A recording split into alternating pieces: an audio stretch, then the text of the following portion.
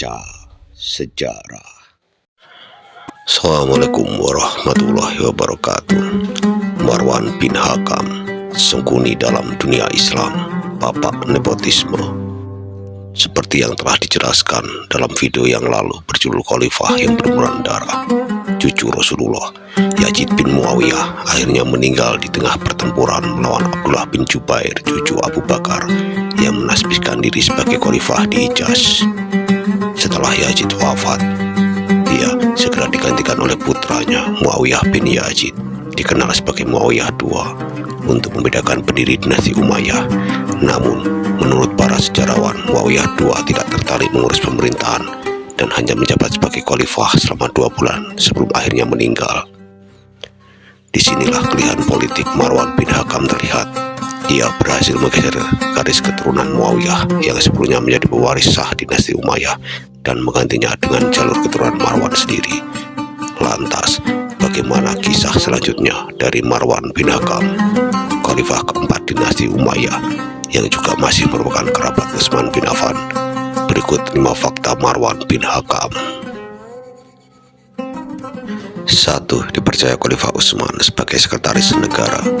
Selain dikenal sebagai keponakan Khalifah Utsman bin Affan, kecerdasannya membuat sang khalifah tidak ragu mempercayainya sebagai sekretaris negara. Namun, tidak sedikit sahabat Nabi menuduh Marwan sebagai dalang di balik berbagai kebijakan Utsman yang dianggap nepotisme dan lebih menguntungkan keluarga Bani Umayyah. Salah satu kebijakan yang menuai kontroversi adalah pemberian tanah dan jabatan penting kepada kerabat dekatnya. Hal ini memicu ketidakpuasan di kalangan rakyat, elit politik, serta kelompok oposisi yang semakin kritis terhadap pemerintahan Utsman. Salah satu peristiwa paling kontroversial adalah dengan keterlibatan Marwan dalam mengirim surat atas nama Khalifah Utsman kepada Gubernur Mesir Abdullah bin Sa'ad. Surat tersebut diduga berisi pemerintah untuk menghukum para posisi yang kritis terhadap pemerintahan Utsman.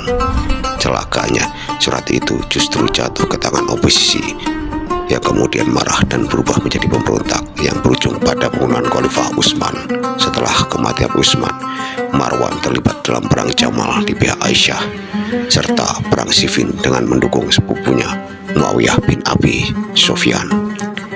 Ketika Muawiyah berhasil menjadi khalifah pertama dinasti Umayyah, Marwan dianggap sebagai gubernur Madinah, memperkuat posisinya dalam pemerintahan. 2. Bersedia menikahi janda khalifah Yazid bin Muawiyah demi menjadi khalifah. Setelah Abdullah bin Jubair mengklaim dirinya sebagai khalifah di Madinah dan Mekah, Marwan bin Hakam yang saat itu menjabat sebagai gubernur Madinah dijatuhkan dan diusir oleh pihak Abdullah bin Jubair. Marwan dianggap sebagai bagian dari Bani Umayyah yang menjadi musuh politik utama Abdullah bin Jubair. Kekuatan Abdullah bin Jubair semakin menguat setelah wafatnya Yazid bin Muawiyah dan putranya Muawiyah II yang sebelumnya memimpin dari Kufah. Setelah politik semakin memanas ketika Abdullah bin Zaid minta gubernur Kufah yang dikenal sebagai tokoh utama dalam pembunuhan Husain bin Ali turut mengklaim kekhalifahan. Perebutan kekuasaan pun terjadi, terutama di wilayah Suriah antara kubu Ubaidillah bin Ziyad dan Abdullah bin Jubair. Menyadari sulitnya menandingi kekuatan Abdullah bin Jubair, Ubaidillah bin Ziyad kembali ke Kufah dan membujuk keluarga Bani Umayyah untuk segera menunjuk pemimpin baru setelah Muawiyah II yang sakit-sakitan. Kesempatan itu dimanfaatkan oleh Marwan bin Hakam yang masih menyimpan dendam atas pengusirannya dari Madinah.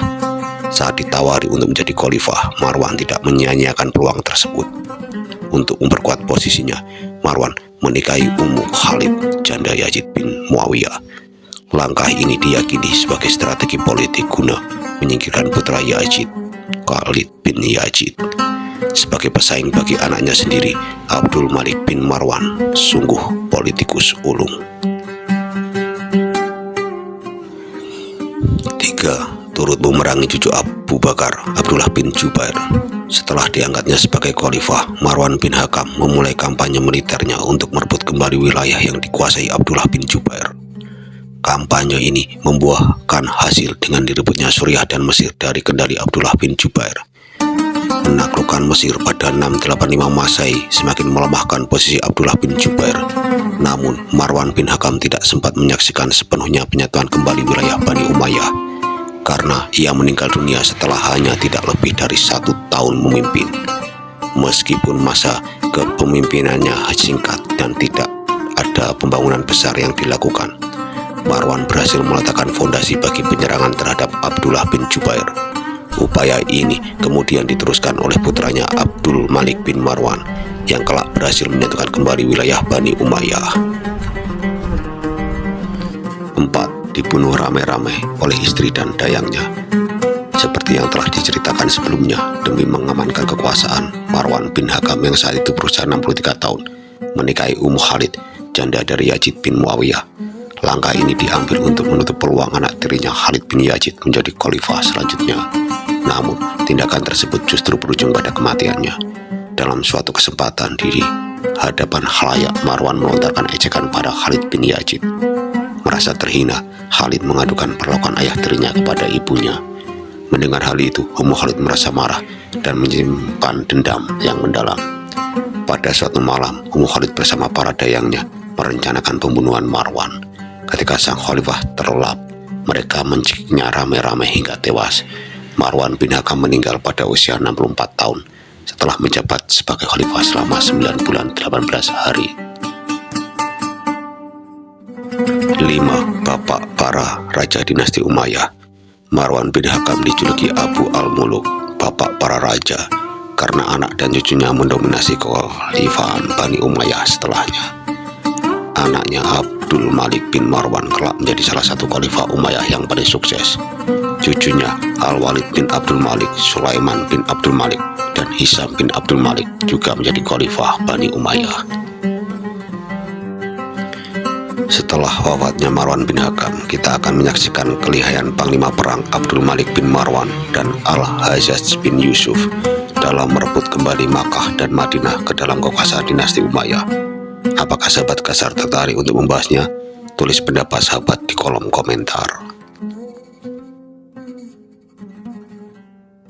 Jangan lupa like, subscribe, dan bunyikan loncengnya.